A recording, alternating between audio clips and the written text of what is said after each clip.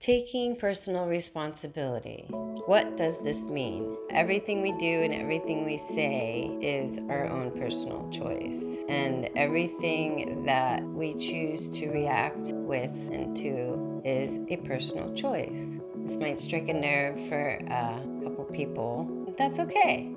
This is a perfect example of taking personal responsibility. No one can make you angry. No one can make you sad. That makes us victimized.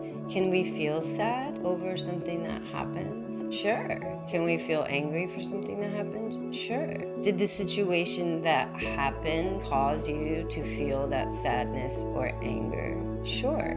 There's a saying that nothing happens to you, it happens for you. And it's a really beautiful saying because when things happen that cause us to be angry or cause us to be sad, and we take on that victimization of it happening to us, like, I can't believe they did that to me, it takes away our power. It takes away our power and our ability. It tells our minds that somebody else has control over us. Language is very important. It's the only thing our brain understands. The brain is just a computer, and it's programmed. So when it hears certain words, that's what you get. That's your reality. These are all proven in quantum science. And when you take personal responsibility for your feelings and you say, why am I feeling this way? What is really the root cause of me feeling this way? Have I ever done that before?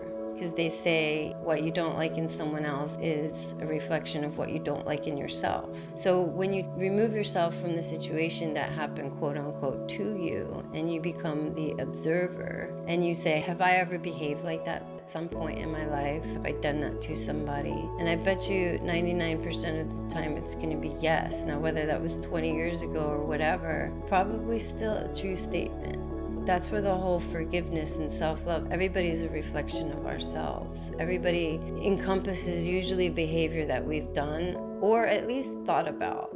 So again, it's a mirror because you don't know what you don't know, and you wouldn't be able to recognize in somebody else what you at least haven't done or thought of before. So that's the thing about being human. And now whether you've been able to contain yourself and not behave in certain ways, yay, great for you. But it's the recognition of humanity.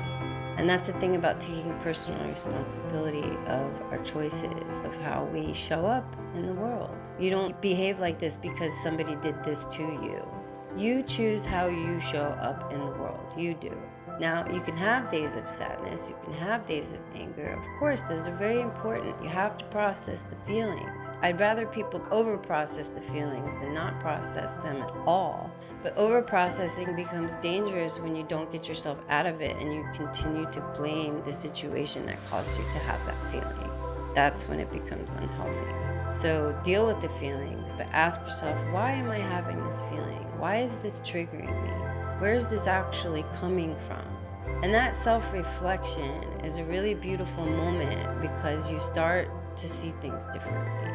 You start to see other people in you. You start to realize that maybe you have not forgiven yourself for some things. All this is subconscious. You can love who you are, but when we don't take responsibility for our emotions, you're actually not loving yourself as much as you think you are, because you're not paying attention to the emotions that are the ones that are really, really deep down that are hurting you.